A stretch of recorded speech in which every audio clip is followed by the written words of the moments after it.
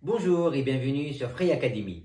Dans cette série de vidéos Objectif réussir son brevet, nous allons faire des exercices et des problèmes type brevet extraits des annales. Faire les annales est essentiel pour réussir son brevet, car cela va te permettre de te familiariser avec le format de l'épreuve. Dans cette vidéo, nous allons faire un exercice sous forme d'un QCM. C'est parti!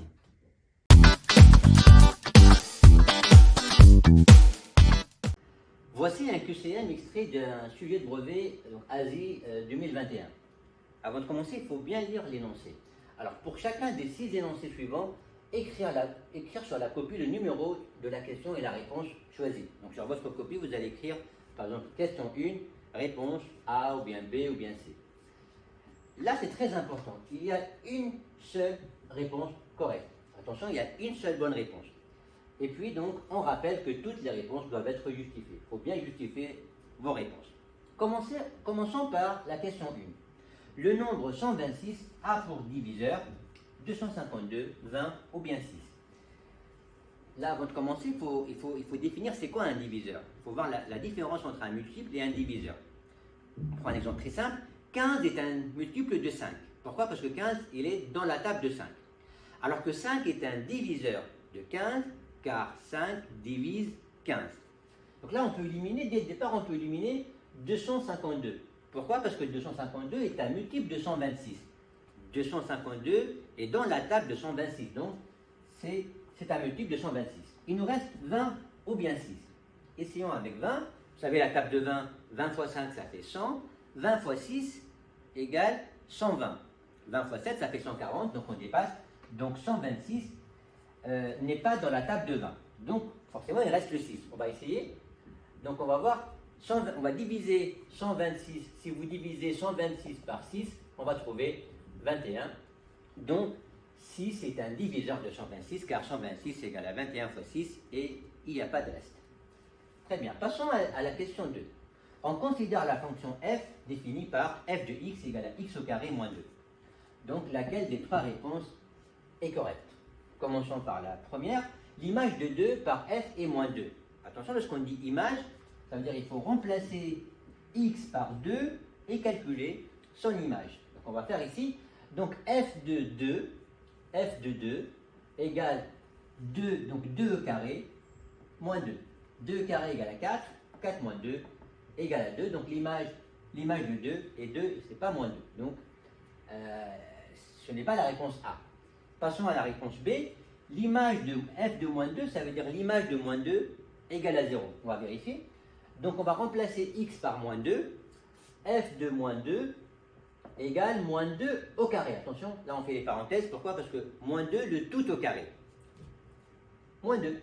Alors moins 2, le tout au carré, moins par moins, ça fait plus. Donc il y aura 4 moins 2 et ça fait 2. Donc c'est différent de 0. On va essayer donc avec la dernière. F de 0 égale à moins 2. On va remplacer x par 0. 0 au carré égale à 0. Moins 2, ça fait moins 2. Donc vous voyez, donc on a fait f de 0 égale à 0 au carré moins 2, qui fait moins 2. Donc là, la bonne réponse est encore la C. Passons maintenant à la question 3. Alors, dans la cellule A2 c'est ici, dans la cellule A2 du tableur ci-dessous, on a saisi la formule suivante. Moins 5 fois A1, regardez, moins 5 fois A1 fois A1, plus 2 fois A1, moins 14. Et on a trouvé moins 102. Bon, puis on l'a étiré vers la droite. Quel nombre obtient-on dans la cellule B2? Ça veut dire quoi étirer vers la droite? Ça veut dire qu'on va appliquer la même formule, mais à partir de la cellule B1. Ça veut dire là, au lieu d'écrire A1, on va remplacer A1 par B1. Et dans B1, on a quoi? On a la valeur moins 3. Donc, on va réécrire notre expression, mais avec B1, ça veut dire avec moins 3. Donc, on va écrire ici. Donc, on aura moins 5 fois moins 3, qui est B1. Si vous voulez, on peut faire B1 fois B1 plus 2 fois B1 moins 14. Vous voyez ici, j'ai remplacé A1 par B1. Maintenant, je vais remplacer B1 par sa valeur. Ça veut dire moins 3. Donc, il y aurait moins 5 fois moins 3 fois moins 3 plus 2 fois moins 3 moins 14. Vous aurez droit à la calculette, vous pouvez calculer ça.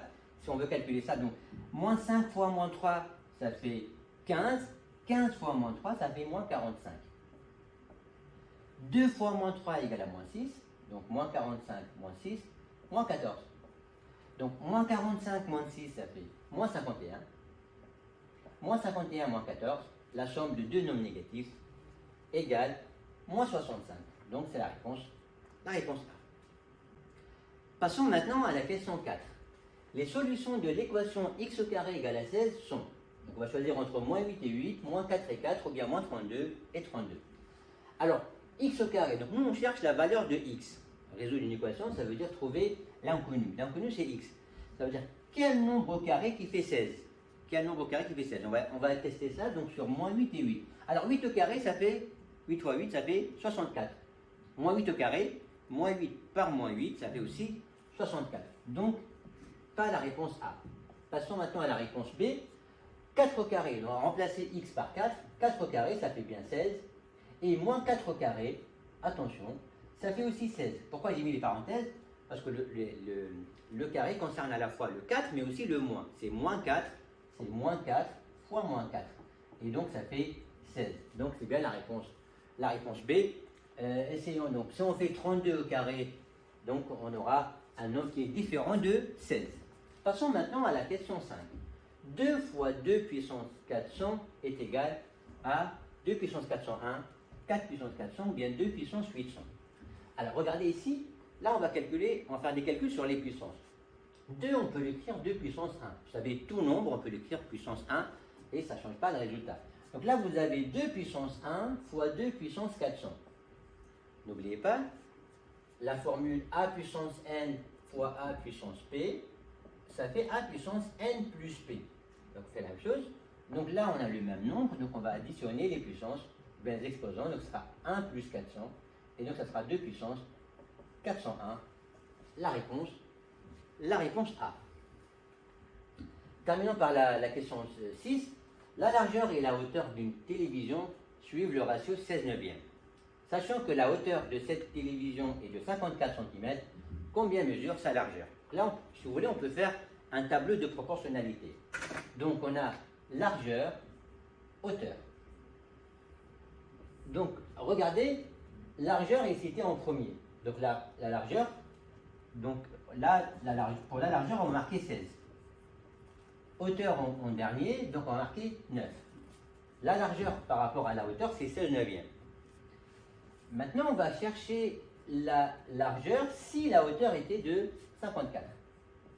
Donc là, vous avez compris, on va faire la proportionnalité, on peut faire le produit en croix. Donc pour trouver la largeur, il suffit de faire 16 fois 54 divisé par 9 et on trouve 96 cm.